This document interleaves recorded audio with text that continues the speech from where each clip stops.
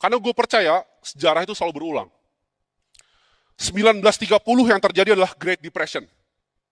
Itu momen sebelum pencetakan uang gila-gilanya. Oke, langsung saja kita simak videonya sama-sama, oke?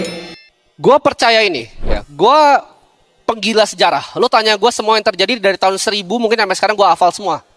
Setiap century hal besar apa yang terjadi. 1741 apa yang terjadi. 1800 itu gue pelajarin secara detail. Kenapa? Karena gue percaya sejarah itu selalu berulang. 1930 yang terjadi adalah Great Depression. Itu momen sebelum pencetakan uang gila-gilanya. Dan gue percaya di 2030 ini akan ada hal similar yang terjadi. Kenapa? 2008 adalah krisis. Tapi itu di bail out oleh bank sentral lumayan bagus. 2020 COVID. Yang mereka harus lakukan apa? Mereka pump up fiskal ekonomi. Mereka bikin dolar itu banyak sekali. Nanti gue akan tunjukin chartnya. 42,5% sirkulasi dolar itu dicetak tahun 2020 kemarin. Ya, dan itu data. Ketika hal ini berulang lagi, gue percaya akan ada Great Depression part 2. Great Depression itu nggak sebentar. Kalian silakan cari sendiri berapa lama. Buktinya apa? Mari kita bahas data, fakta, dan angka. Next. Kalian ada yang ngerasa nggak? Di sekarang ini, walaupun katanya udah nggak krisis, daya beli masyarakat lemah. Buktinya apa? Penjualan auto. Gue selalu bilang ke teman-teman gue yang beli-beli saham otomotif dan lain-lain. Itu pasti jatuh ke tanah. Kenapa? Karena masyarakatnya nggak ada daya beli lagi sekarang. Ya, ini datanya. Ya, interest rate dan quantitative easing. 1930. Risetnya gue dapat dari mana ini? Bridgewater Associates, hedge fund terbesar di dunia. Lihat kemiripannya ketika 2020. Identikal nggak? Identikal. Jadi apa yang mereka kerjakan dulu? Perhatiin, ketika monetary base persen ke GDP-nya naik, itu terjadi krisis yang luar biasa. Mereka itu ngerampok lo, bukan dengan perpajakan. US itu ngerampok orangnya, bukan dengan IRS pajakin mereka. Tapi dengan Federal Reserve cetak uang dan banjirin marketnya. Itu adalah format dari pencurian yang baru. Lihat. Nggak bisa makan orang. 1930. Itu panjang sekali. Makanya namanya Great Depression. Nanti ketika Great Depression terjadi part 2. Dan masyarakat yang gue bilang tadi, yang di bawah 10% itu yang dipindahkan. Nggak dibutuhkan lagi. Lu kan lihat kekacauan yang luar biasa. Next. Nah ini dia yang gue bilang tadi. Purchasing power dari $1 sejak 1635. Gue bilang, gue selalu belajar dari sejarah. Kalian kan banyak yang, di sini ada yang ngerti analisa teknikal? Beberapa ya. Perhatikan apa yang terjadi di 1971. Apa yang terjadi? Chartnya landai tiba-tiba. Chartnya bergerigi sebelumnya. Ya. 1971 Nixon cabut dari emas, dia landai. Jadi dolar itu baru devaluasi gila-gilaan, bukan justru dari 1635, tapi 1971. Dan ini akan sampai ke ujungnya. Next. Nah, ini adalah M2 money supply. Buat yang nggak ngerti, itu uang yang beredar di masyarakat.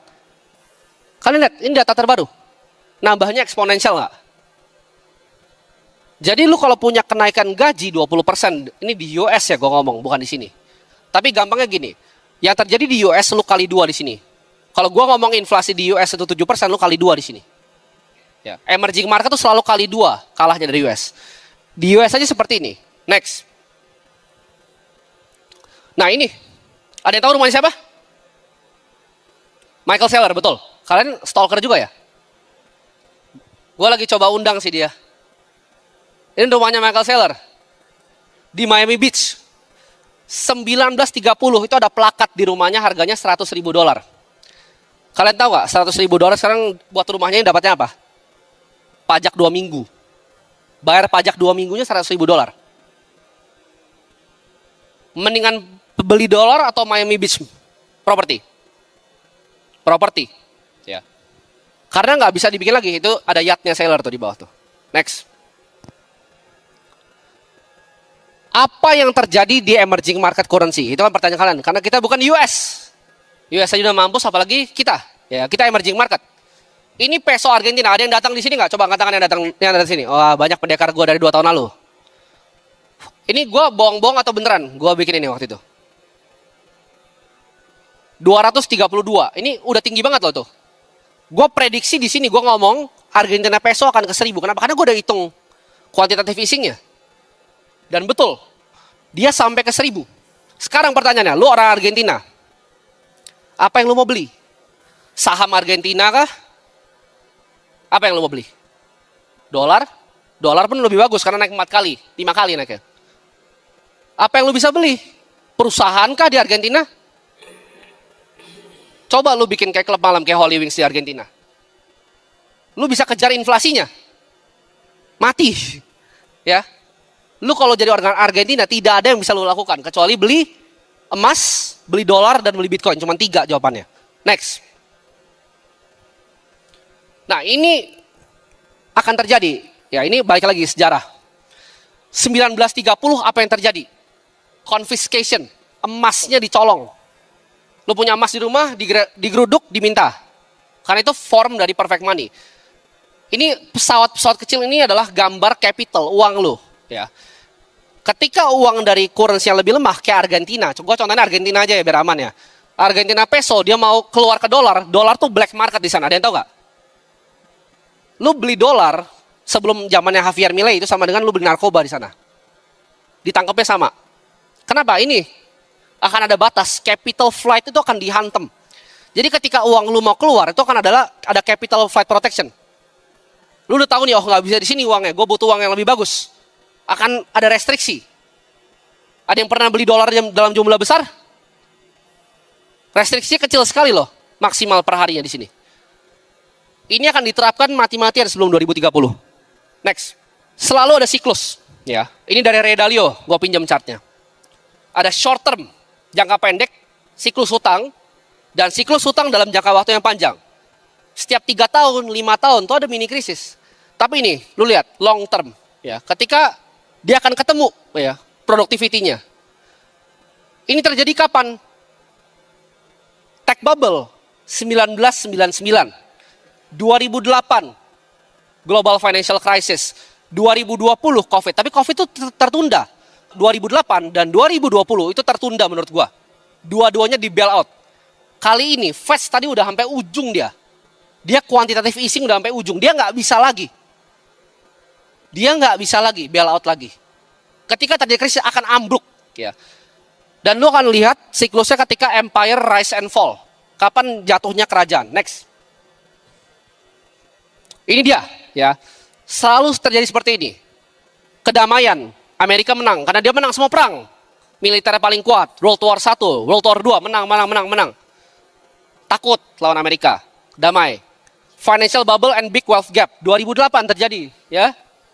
Financial bust dan economic downturn, 2008-2020. Printing money and credit, sekarang. Revolusi and wars, sekarang, bentar lagi. Debt and political restructuring, soon 2028. Dan New World Order yang baru akan terjadi. Ada yang bisa tebak kira-kira kemana negaranya? Ketika gembor-gembor AI, itu narasi yang dipakai sama US. Cina cuma keluarin satu, DeepSeek nih yang kecil. Nah, itu peluru kecilnya. Masih banyak peluru yang Cina punya. Next. Ada yang tahu mobil BYD? Kalian tahu nggak total market share dari global EV sales mereka berapa persen dari mobil di dunia? Ada yang tahu? Any idea? Gambarannya Tesla tuh 13,7%. BYD itu 22% semua mobil yang ada di dunia. Kalian cek Google sekarang. Nggak sadar kan kalian? 5 tahun lagi, itu lo nggak bakal lihat Toyota itu nggak bakal ada. Itu semua akan dikuasai sama BYD. Bro Gabriel Ray ini punya SF90XX nih, salah satu paling cepat. Ya. Tapi XX-nya dia lawan BYD yang baru, Yangwang, kalah cepat bro. Harganya 20 kali ke bawah. Gue pas lihat itu BYD, gue kaget itu. Wah, gue beli Sena buat apa ini? Kenceng banget gitu, lewatin kayak God gitu, dia bisa lewatin God gitu. Sena gue baru keluar parkirannya udah nabrak gitu. Cina kan revolusi semuanya. Ya, next. Nah, ini adalah namanya Gresham's Law. Dari 1930, orang-orang zaman dulu udah tahu. Ya, prinsipalnya apa? Spend bad money, hoard good money. Contoh, pernah lihat bule-bule Australia di Bali? Mereka dapat gaji itu lebih tinggi dibanding kita. Dia dapat uangnya dari Australia, liburan di Bali, berasa jadi orang kaya, padahal nggak kaya. Kenapa? Karena dia pakai prinsip Gresham Law. Dia spend bad money, dia hoard good money. Dia dapat gaji dalam bentuk Australian dollar, dia spending dalam IDR. Sama kayak mereka yang ke Thailand, mereka spending di baht yang lebih murah. Ya, ketika kalian buang bad money, ya mungkin seperti beliau-beliau di depan ini yang Bitcoinnya sudah banyak, lu akan merasa